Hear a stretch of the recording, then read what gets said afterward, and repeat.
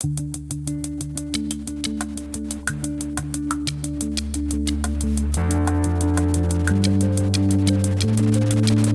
I'm Yasmin Vasugian, and this is Boomgen TV's Daily Update number 19.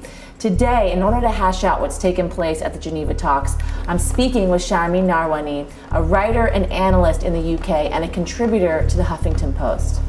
I think what's one of the most interesting things that I've seen about all of these, in sort of leading up to these talks, is that Iran is very steadfast in saying that this is not about our nuclear program. We're not going to negotiate our nuclear program. These talks are not about our nuclear program. These talks are more about our standing in the world, whereas the West is like, this is about your nuclear program. We are going to get you to stop enriching uranium. Why do you think there's sort of that miscommunication, I guess, going on between the two parties? Look, I think it's far more in depth than just about nuclear issues. In fact, it's hardly about nuclear issues in my estimation. Iran has foreign policy stances that are quite independent and very different than those of many Western countries, particularly the United States. I frankly think that these talks today could be the start of something new if they're allowed to be conducted in a natural, organic way.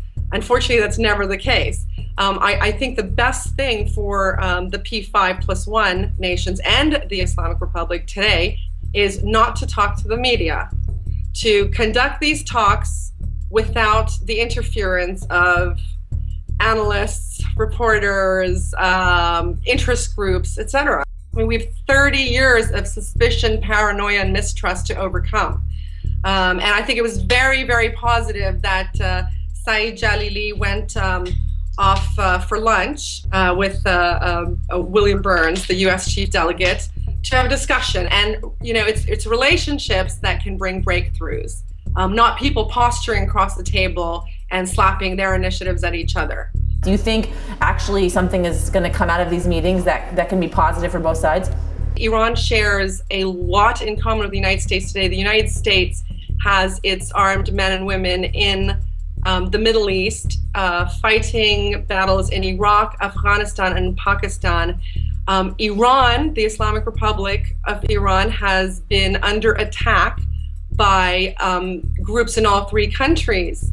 So Jundallah in Pakistan, the Taliban, al-Qaeda have been just as much targeting Shiite populations as they have American troops. These two countries have a lot in common, and there's evidence that they've worked in the past before successfully to create instant stability in a very volatile part of the world. But well, there are a number of players internationally who would not like these talks to move forward.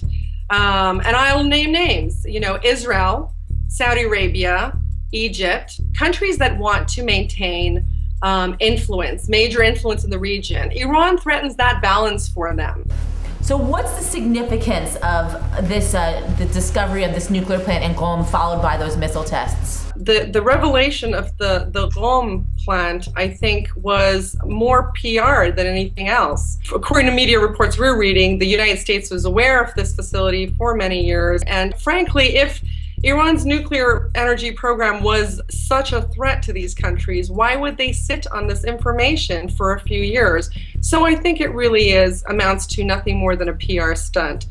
Do you think that the controversy surrounding Ahmadinejad is undermining the talks in Geneva? Look, I think Ahmadinejad or not, if Mousavi was president today, you would have the same issues on the table. However, I think the West would be more prone to look at engaging with Mousavi in a more constructive way, because they would view him as less as a threat. You know, Mousavi was prime minister when Iran's nuclear energy program actually was initiated. So he's not going to shift much on the issue of Iran's inalienable right to nuclear energy.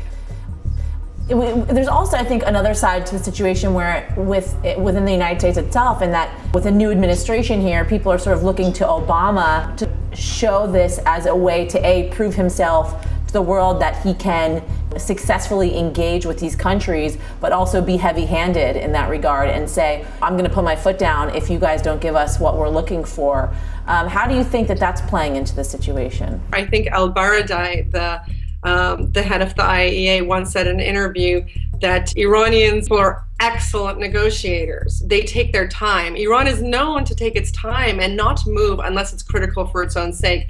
In this case, why would Iran feel under any undue pressure to do anything? It has at least two of the P5 are not particularly interested in slapping sanctions on Iran.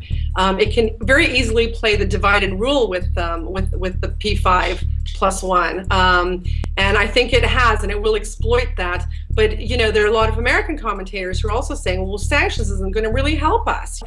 We've done sanctions before, and where has it taken us? Nowhere really, and we're going to punish the populations in Iran instead. And the military option actually seems completely off the table from the U.S. perspective, although Israel continues to threaten it. Great. I think we're good. Thank you so much, Sharmine. It was my pleasure. Thank you for having me.